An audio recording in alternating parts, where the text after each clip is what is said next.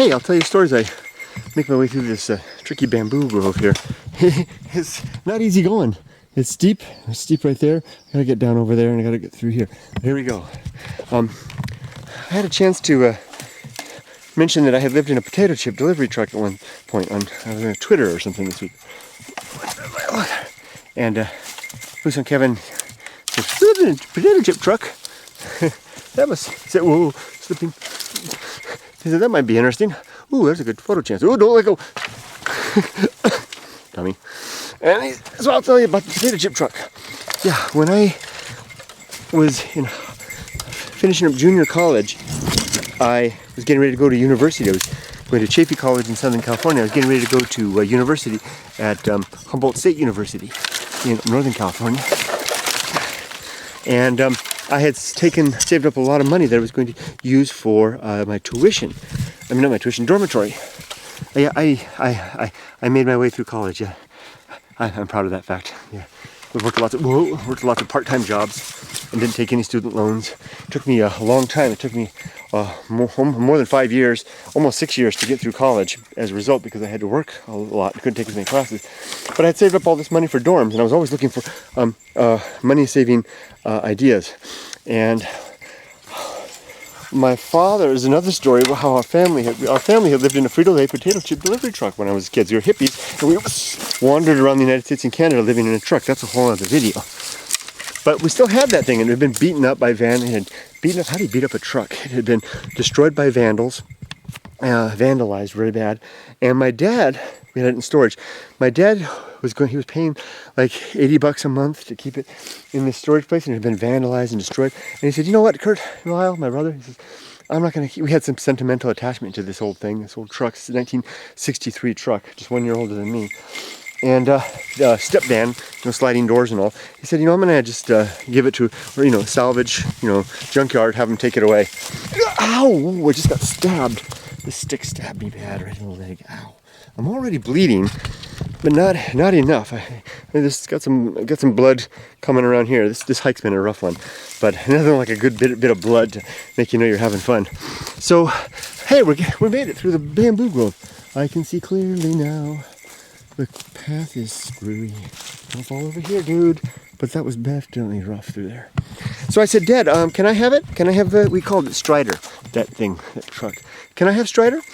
And instead of that, and he said, sure. So he gave it to me.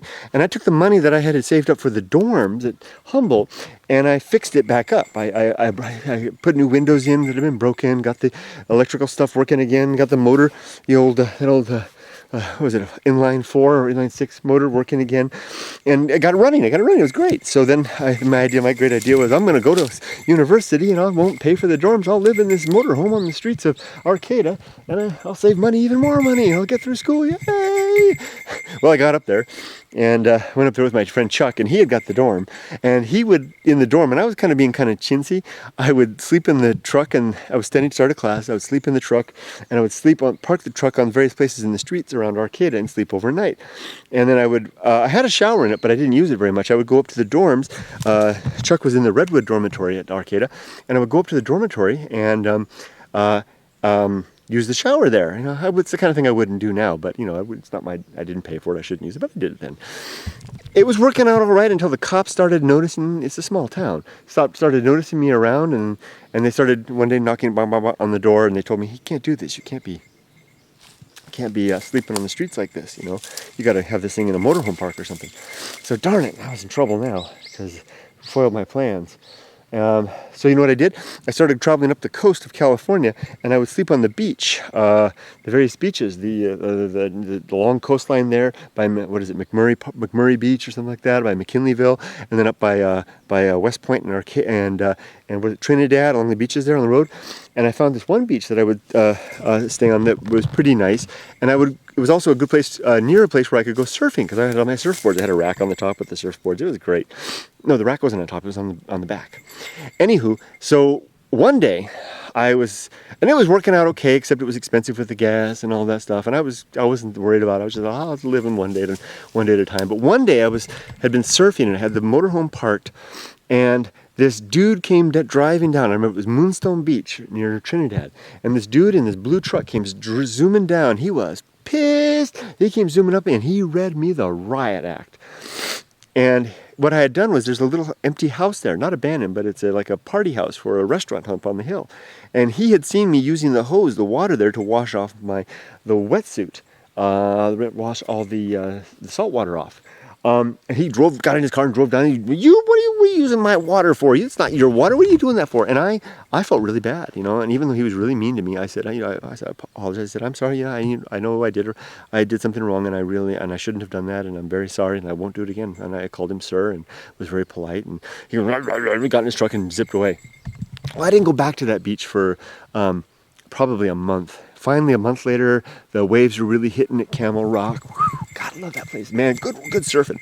And so I went up there again, and I parked on that place, and I went out and I had my surf session. When I came back out, his truck was there, parked next to my motorhome again, my Frito Lay Potato Chip delivery truck. And oh no, he's gonna yell at me again.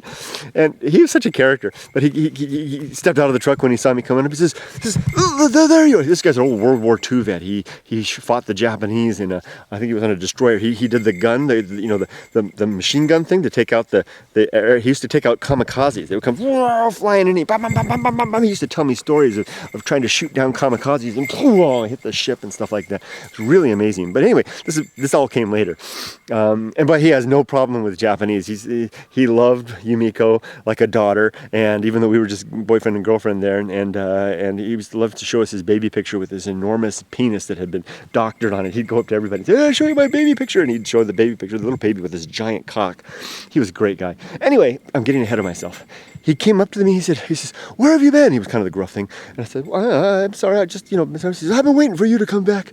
He says, "I read you the riot act. You did something bad. I told you what to do, and you took it like a man. You apologized. You were polite. You were courteous." He says, I need a man like you. I need a guy like you to help me out." I said, "Well, what?"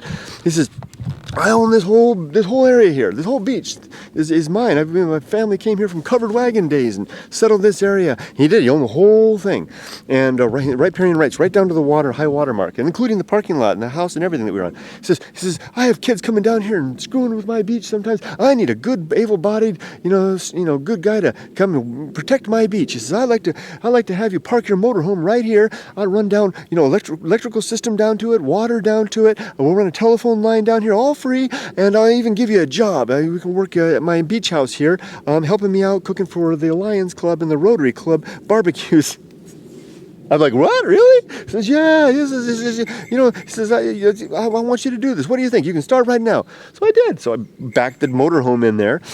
And sure, true to his words, man, he had hooked up. He came down, come with the water and the lines. It took about a couple of days to get all in there, even a phone line. Although the phone line was dodgy because it was kind of broken, and I would have to go up in the weeds and patch it sometimes. Anyway, I set that thing up right next to his beach house there. I was the only guy living on that beach. 20 miles of empty beach was mine. And Moonstone Beach, one of the most beautiful beaches in California, was my front yard. I had that set up there. I set up a fire pit there out of driftwood. I had buoys fishing buoys, all colors, that I had a tree behind me. I would have it all dangling in there. I had all my surfboards lined up my 3 surfboards all lined up there, longboard, medium board, and short board, depending on the waves. And the front window there, the motorhome where my bed was, beautiful view. People would call me up, my friends from Humboldt, which was about 12 miles away at Arcata. They would call me up in the morning and say, "What's the surf report?" I was the surf report. People would call, Kurt at Moonstone Beach and say, "How are the waves?" And I'd open the curtain, well, they're looks like about, a head and a half high waves, peeling to a lot of good rights there, a couple lefts there. Camel Rock is really turning on right now, and it was just, great. And I'd get out there. I'd always be the first one out because I was the one there surfing. That was scary, surfing in those dark waters. I was there for years. I think I was there for 3 years at that beach, at Moonstone Beach, working for Sam. His name is Sam Merriman. I'm pretty sure he's gone now. I visited him about probably a good... it's been 10 years or so, 10, 12 years back. I went up specifically to say hi to him. It's great to see him again. I hear the restaurant's closed. I hear everything. I think he's gone. The restaurant's closed. His 2 daughters, but they sold the property to a trust. It's like an environmental thing, so it's being protected now. And some of the best years of my life, I'll tell you, those 3 years. And I've got it. I'll try to see if I can find it, and I'll add some photos at the end of this video. I was one morning, and there was a knock at the door, and it was a man from a newspaper who wanted to do an interview. He interviewed me about my life on the beach, and I went home for summer break. When I came back, someone had photocopied it and gave it to me, and I've got that photocopy. It's low quality, but it's there, and it's titled "A Scholarly Beach Bum's Dream Life," and it's a whole one-page in the newspaper story of my experience there, you know, with the photos of the beach stuff, and you can see I'm so skinny there with no shirt on, I think, or shorts or something like that. And so I'll try to put the photos up here now. But that's my story of my life in a Frito Lay potato chip delivery truck. I eventually sold it when I came to Japan for a plane ticket to come to Japan. And I offered it back to my dad, but he said, no, this thing's had its life and it's been done. And my dad used to tell me before he passed away that he would sometimes see that thing in the Inland Empire of LA there. He would sometimes be driving along, he'd see the old Strider driving by, so he knew that it was still in good shape. It's probably still there in Los Angeles somewhere. That's it. That's my story, guys. Have a great day. Thanks for listening to my rambling tale. Now it's time for me to get on down this mountain and begin more rambling in earnest. Okay, take care, everybody. Bye-bye. Have a great day. Really, really make it a wonderful one. Okay. Bye-bye. And don't forget to bleed a little if you have to.